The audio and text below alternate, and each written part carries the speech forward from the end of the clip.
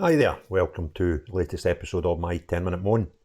The topic of this 10-minute moan is something that I sort of stumbled upon the true scale of after it was discussed in a number of articles in public, and I thought it wasn't that big a problem. It was a horrific thing, but it was a small number, the confined number of cases. But what I've since found through investigating the subject a little bit more is it's far more serious than we are led to believe. Now,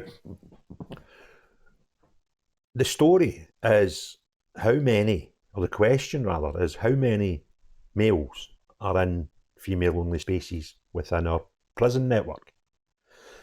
Because when this story became quite a big story was the Isla Bryson case, which highlighted it to the Scottish public. And at that time, there was obviously a lot of discussion about it and a lot of mainstream media coverage of the topic of males in female prisons. And I sort of thought at the time, what is the number? Is it 2 or 3? And, a population the size of Scotland with the prison population that would inevitably lead to. But in the last 2 months, I've spoken to 2 women. The similarities with their situation are they were both in prison, being charged, but not found guilty of any crimes at this point. And both of them went into the prison network as females and came across males. And both their stories are as frightening as each other, and both their stories have got a couple of key elements which are bizarre. So I'll take them as a subject at a time. Now, both these women I'd have offered to come on and do a podcast with me and discuss it themselves. Unfortunately, but I can fully understand and respect, neither have agreed so far to do that. But I'll protect them. I will not discuss, who they are. I'll try and protect them as much as possible. But really, the information that I got from them. So the first woman was arrested and put into the women's system.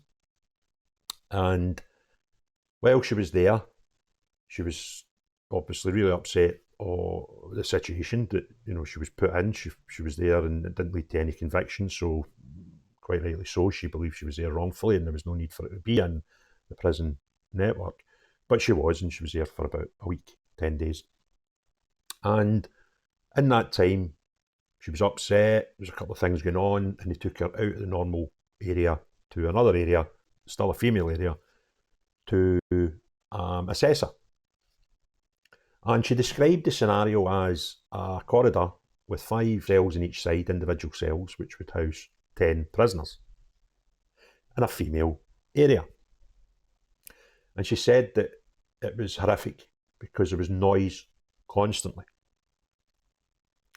And there was shouting and going. She did, it was like all through the night, 24/7. One would lose a plot, start bawling and shouting.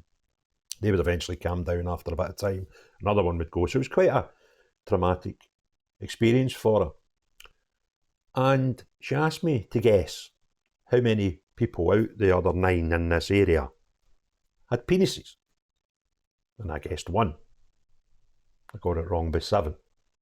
There was 8 people in this 10-person cell area in a women's prison that had penises. And it doesn't finish there. She then went on to explain the one across from her looked like a female, demanded to be treated as a man, and was pregnant. So this is in the setting of a women's jail. She had to go for medical help during her visit, so she was taken to another area where she was in company. There was only 2 prisoners in this other setting, unattended for large periods of time, who was a man. Now, what she found peculiar was this man had been in the prison system for several years, but when he was telling her about his surgeries, etc., it appears that some of them were done while in the prison system. Some transgender procedures. This was a very violent criminal. She later found out what this person had been in jail for and why they'd been in jail for such a long period of time. That to me is bizarre. Now, this women, like the one I'm going to talk about in a minute, are not criminals because they were not guilty, but they were in the system awaiting trials, stuff like that. And regardless of that fact, I don't even believe a criminal female, regardless of what crime they had committed, should be in such a situation. So I don't get it. It's just bonkers that if society is going to take prisoners' rights to the nth degree, then it reflects what happens outside the prisons, that the rights of the majority, in this case, when you're in a female setting in a women's prison, it should be 100% of them are female, and it's not. But in those settings, they're taking the rights of the minority of prisoners and giving them trumps over the majority. So I don't understand this theory at all, because if they weren't taking any prisoners, you could say, well, they're not taking criminals' rights into consideration, then they wouldn't be taking the rights of these men presenting as women into consideration. So they're being selective in whose rights they want to protect and whose rights they want to endanger. And when you do that and you pick the side of the majority, affecting the rights of the majority to save the rights of the minority, I find that very, very peculiar and an absolutely harrowing story. The second female I spoke to more recently was in prison again. It didn't go to court or anything. It never reached that far, I don't believe, her situation. But she was in the system for another short time. I think it was 7 to 10 days or something. And this person was put into an area that was able to house 50 prisoners. And there was 3 that she knew of that were men in that setting. Now, her story was very, very... Now, this might have happened to the first person, and I either didn't take it on board when she said, or she might just not have told me, right? But the most peculiar thing about the second woman, when she entered that environment, she was asked if she wanted a coil. And I was like, stop. Why would anybody going into a female area, female only, lying in a prison, need any contraception at all? Then she was offered Jags to help protect her against sexually transmitted diseases in a women's prison. Now, I quite understand that women can have sex with women, but you wouldn't need birth control of any means, never mind a coil, if you were potentially going to be in an area where you could have sex with a female. And when she got past the initial stages and thinking, this is just a bizarre situation, later found out that there was 3 men in this area. It was purpose-built for women only. So I don't know where this problem ends. I don't know how big it is. But what I do know is that my initial feelings and guesstimate on the whole problem are a mile out. Absolute mile out. Because I genuinely thought when the Isla Bryson thing was topical, that although harrowingly unsafe it was, that it would only be maybe 3 people, 4 people tops in the whole system that were Isla Brysons. I was wrong. And I was so wrong. And I just don't get this at all. I don't get where, and we replicate this in society an awful lot. I was actually speaking to a guy of African origin on Tuesday night about this. And I was asking him, about, because I'm dead interested in all these topics, and I was saying to him, he was lived in London for the majority of his life, then came to Scotland. How does he feel, through the passage of time, racism and all that thing, just to get feedback from someone who's obviously more knowledgeable in the subject than me. I'm a 51-year-old white guy, right? And it was a good conversation. And what I'm saying to him was, I don't have a problem with taking on board if the minority have things that they need to get looked after in society. But if it's to the detriment of the majority, then it's a bigger discussion. And he felt this was very logical. And he was giving me examples of things where minorities have needs that society can provide, and it causes nobody any problem.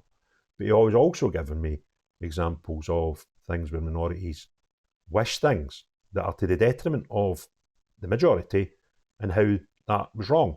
That when people come to this country, any country, then that country's things,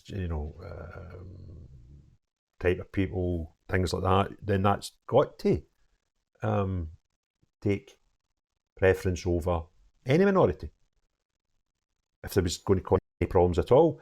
So we do this all the time. We do it in race, we do it in gender, we do it in sex, we do it religious, we just do it all the time. But the fact that we're doing it in such a dangerous setting just blows my mind. And I genuinely, I'm curious. I was having a look about to try and get a number, but unless I can't find it, I've looked through government reports on prisoner numbers, etc., and I can't see the answer to my question. How many men are in women's settings in our prisons? Because it ain't just Isla Bryson and a couple of her pals. It is widespread. Going by the two examples I've just given you, it beggars belief.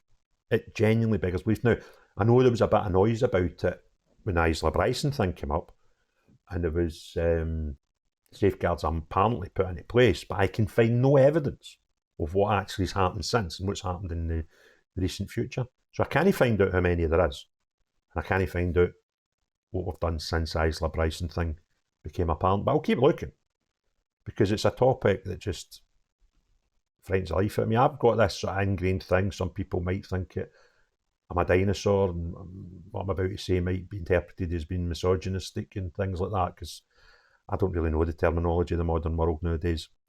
But my theory in this whole thing is, as a male, you're pre-programmed, and it's probably millennium of years of programming, to have an instinct to protect women. And I know some people might not like that, me saying that, but I think that's probably where we are, right? And women can look after themselves and all that, right? That's fine, I get that. They're more than capable of looking after themselves, I know. But that can't stop me as a male thinking, aye, right, that's putting women in dangerous places, in dangerous situations. It doesn't need to happen. And that leads me to a lot of situations where I'm thinking this is bonkers, right? And the thing is, right, if you are a male presenting as a woman and you feel for your own safety that the male prison is not for you, then putting you in a female prison is making more than one person potentially unsafe. So we're probably doing it a lot on safety grounds. And if that's the case, then we're doing the whole thing wrong again, because we're putting the majority in danger as opposed to one person. We're now exposing a lot of people with potential danger. And I don't know if there is, a history of people in male prisons getting abused for looking like females. I don't know. But if that was the case, if my options were you put a man present as a woman in a man's prison, and he might be in danger, But the opposite, to counteract that, you put them into an environment full of women. I think it's going to be option A all day long. I'm sorry. Especially when they're such violent criminals, some of them. Particularly the one that this woman was left, I think, for 3 hours in the medical wing of a prison. Very serious. I'm not going to go down that avenue of what, because I could give out information that could tie back to the person that I'm trying to protect their identity. So, but a very dangerous character. So we've just flung him in with the women, probably to stop him maybe feeling a wee bit unsafe in a male prison. The whole thing's wrong. If you enjoyed the video, give me a thumbs up. If you've not already done so, please consider subscribing. But most importantly of all, unless you're any of these crackpots that think it's wise putting men in women's jails, everybody else have a great day. Cheery bye now.